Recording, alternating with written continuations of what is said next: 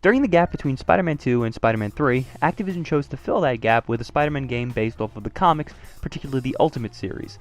Ultimate Spider-Man takes a lot of influence from Spider-Man 2, and rightfully so. The few innovations that Ultimate Spider-Man brings to the table are interesting additions, even if some of them work better than others. The story of Ultimate Spider-Man follows the arc in the comics where shortly after Spider-Man rid himself of the Venom suit, it found a new host in the form of Eddie Brock. The game thankfully starts with a bit of a recap, so if you haven't followed the comics, you shouldn't be too lost. Unlike the movie-based games, Ultimate Spider-Man has a freer license over using different elements from the Marvel Universe. This allows the game to have cameos such as Wolverine, Nick Fury, S.H.I.E.L.D., Silver Sable, and even Johnny Storm. The story mostly revolves around Bolivar Trask and Adrian Toomes trying to get the Venom suit back. They hire mercenaries led by Silver Sable to hunt down Eddie Brock and later Peter. There are other villains like the Rhino, Beetle, and Green Goblin, but they have very little to do with the overall story, and they're merely used as boss fights. The only real villain tied to the actual plot is Electro. Also, I hope you're familiar with the Ultimate series of Spider-Man comics, since the game doesn't really tell you who the hell Beetle, Green Goblin, and Rhino are in the context of this version of the Spider-Man story. The biggest change from previous games is the ability to now play as both Spider-Man and Venom. Spider-Man can do his usual swinging from webs, while Venom can take massive leaps to get around town. Web swinging is also much more refined this time around, as you can boost on webs to go faster and climb up on them. Spider-Man's moveset is much more agile and quick, whereas Venom is all about power and ranged attacks. However, there is more time spent in the campaign as Spider-Man than Venom. You only get to control Venom for a few short minutes before being returned to playing as Spider-Man, in which you'll have much more to do. Venom is unlocked after the game is finished, and you'll have more things to do with him then, but why not give the player the ability to choose who they want to play as for the whole game? Combat is a lot of fun, and while it might not be as refined as the last game, it still has its moments.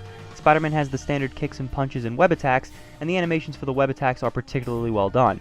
An added feature this time is that Spider-Man will have to web up fallen enemies, otherwise they'll keep getting back up to attack. It's an interesting mechanic, but it really doesn't add anything to combat.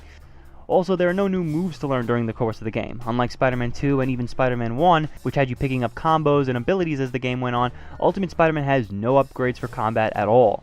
The only thing you'll get is an extended combo and a larger health bar at certain points when the game feels like giving them to you. It's a bit disappointing, especially after experiencing all the awesome web tricks you could have done in Spider-Man 2. You can't web up enemies and toss them into the air or swing them around, and you can't web up multiple enemies at once. Also, the Spider Sense ability isn't as fun as it was in the last game. Using Spider Sense in Spider-Man 2 gave you the option of avoiding a hit and then following up with a stronger hit if timed right. This time, all you have to do is jump.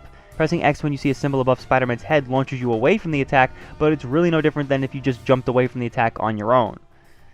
Like in the last game, you're free to explore virtual New York, and this time a small section of Queens.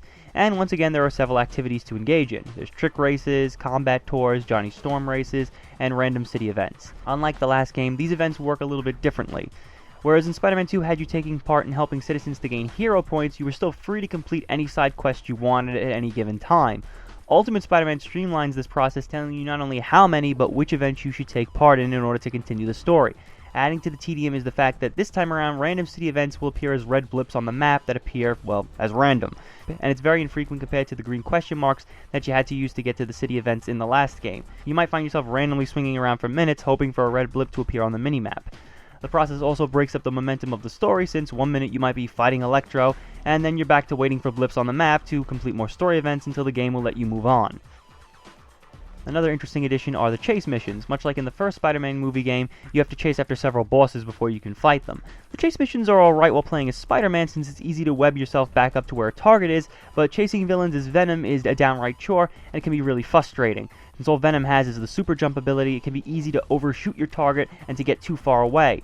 Like in this section when you're chasing Electro, he'll fly up to the top of the Empire State Building, and just because I overshot that landing on the roof, and I have no way to get back up there, the game thinks I'm too far away, and now I have to start the whole chase over again. Thankfully though, once you finish the chase and get to the actual boss fight, you don't have to perform the chase scene over again if you die during the fight. The presentation is interesting in that it takes on a cel-shaded approach to emulate the style of the comic.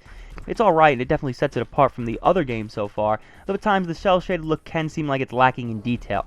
The voiceover work is alright, considering that this game didn't have the option to use talent from the films, and the soundtrack is great, better accompanying the new comic book look to the game. Ultimate Spider-Man is an interesting diversion from the movie-based games. It takes a lot from Spider-Man 2, which makes it just as fun as that game. The overall plot might not be that strong, but swinging around as Spider-Man is fun, and getting to play as Venom is a nice addition. Come back next time as we return to the movie-based Spider-Man games as we look at Spider-Man 3.